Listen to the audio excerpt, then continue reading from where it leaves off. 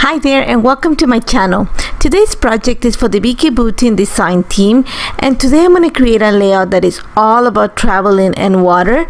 And I had these pictures of my my son and my daughter and one of my little cousins.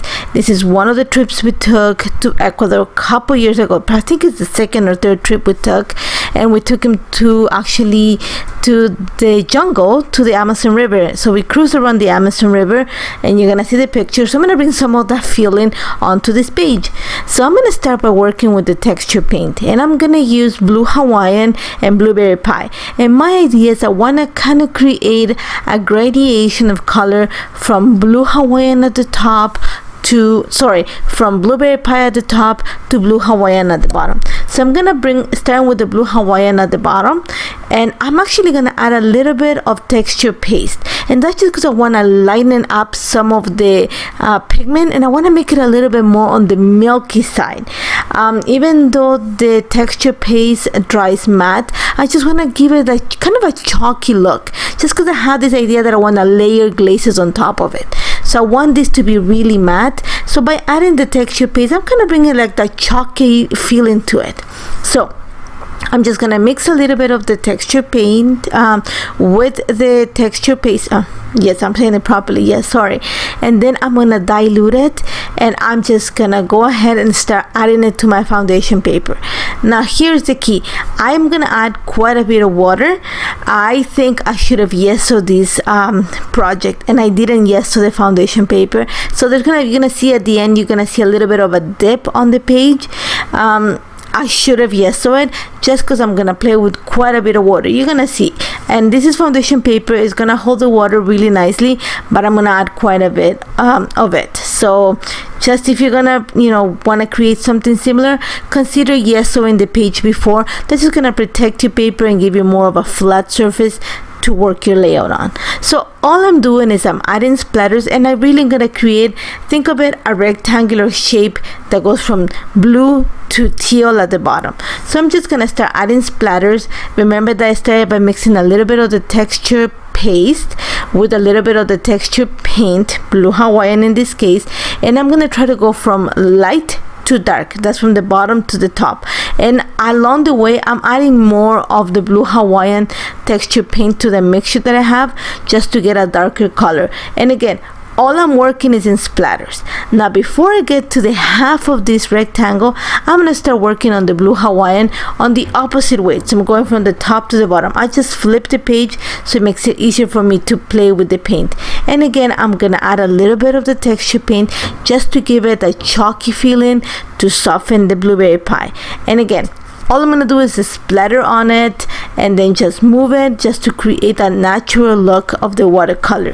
When you're gonna see in a little bit, and again slowly, I'm gonna start adding more of the texture paint just to get a deeper color.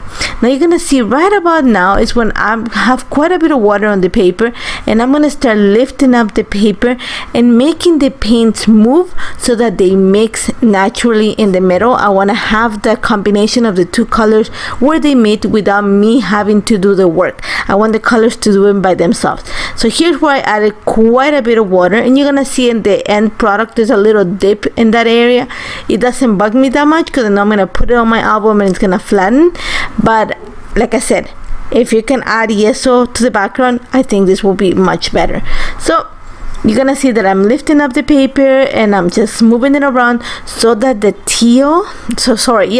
the blue Hawaiian and the blueberry pie mixed together, and it's gonna form like a nice teal, which I love. I love teal. So again, that's all is gonna be for the first layer of mixed media on my background, just some watercolor. And just to end, I'm gonna add this big splatter, these big brown splatters, and all I'm gonna do is load my brush with some of the diluted paint.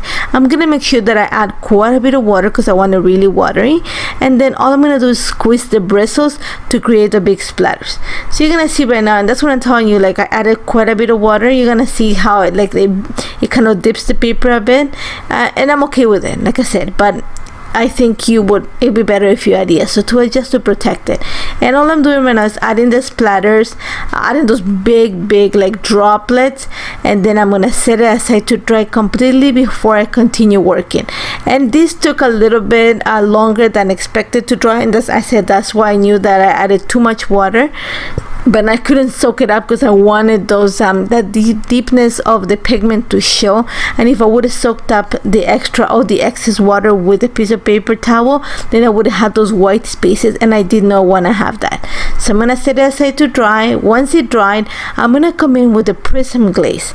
So I'm actually gonna use the wave stencil from the latest release, and the way I'm going to apply it is you're going to see that I'm going to use the palette knife just to apply it a little bit to the center of the waves, and then I'm going to come in with the stencil brush just to kind of spread the application that I just added.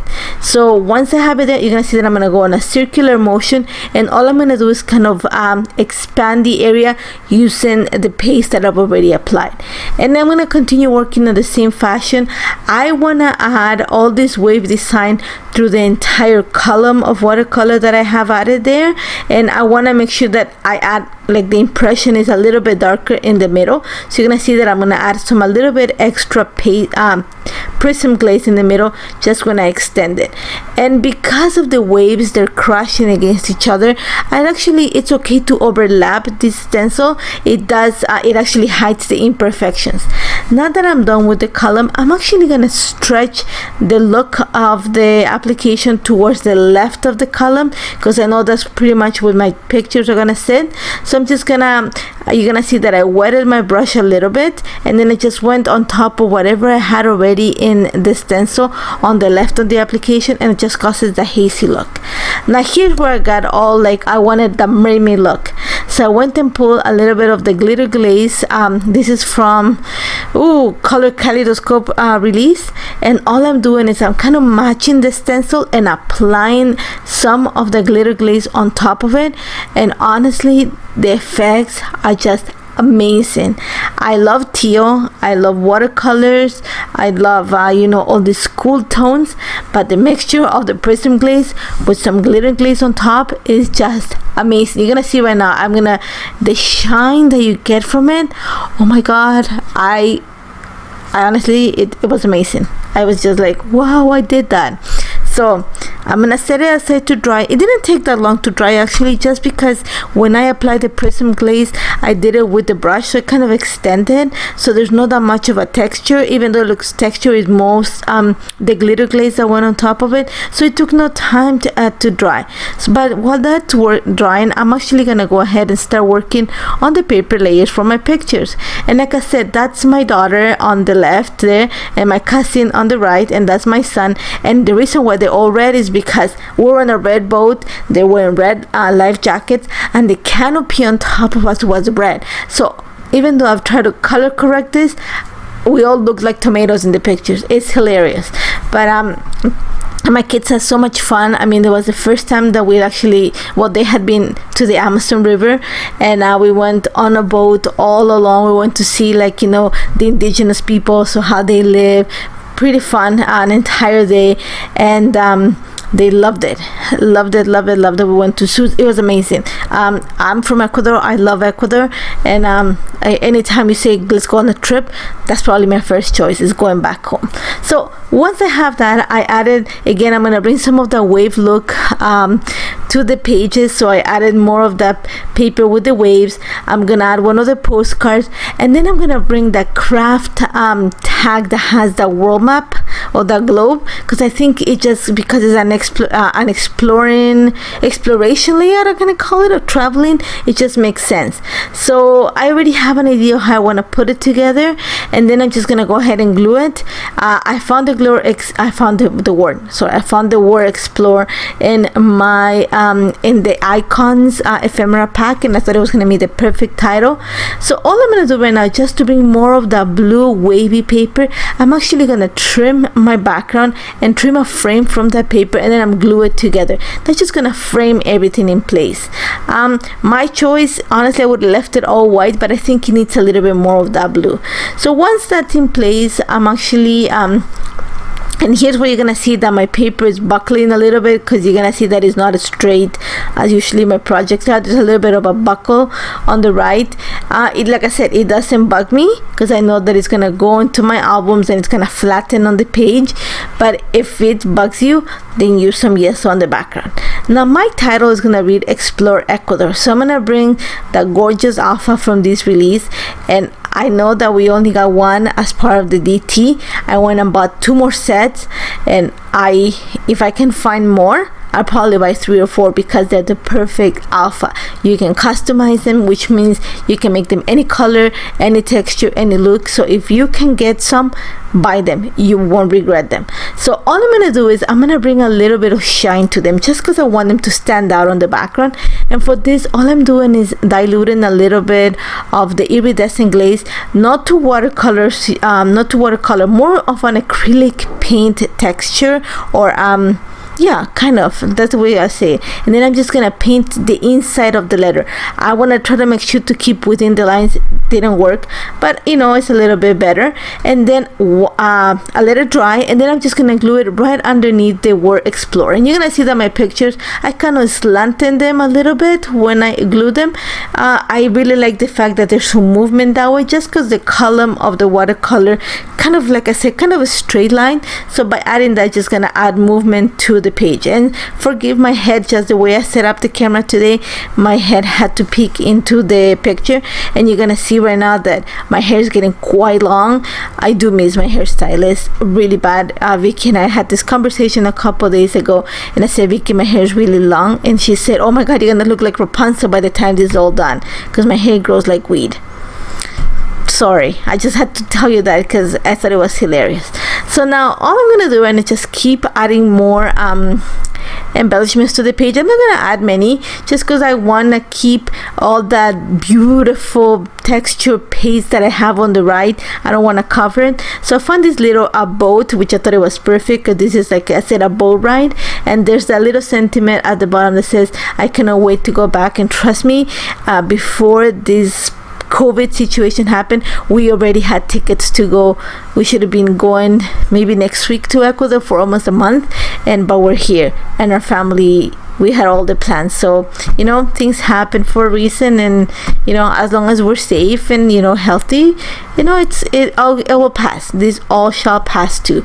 So all I'm doing right now is just adding some more embellishments. I'm gonna try to keep everything on the right of the pictures, just because I have the big craft tag on the left. So I'm trying to balance in everything. You're gonna see that I'm gonna bring some of these are the chipboard stickers from Color Kaleidoscope, and I just wanted to have that kind of holographic look that I added with the glitter glaze. After that, you're gonna see that I'm just gonna add that arrow, and that arrow is from Let's Wonder. I'm gonna add some of those, like I said, some of the holographic look. And the last thing I'm gonna do is I'm gonna add some journaling lines right underneath my title, and that's about it. I love how this turned out. I love the color, the texture glaze. You're gonna see in the close-ups, I try to take a few angles so you can see the shine. It's amazing.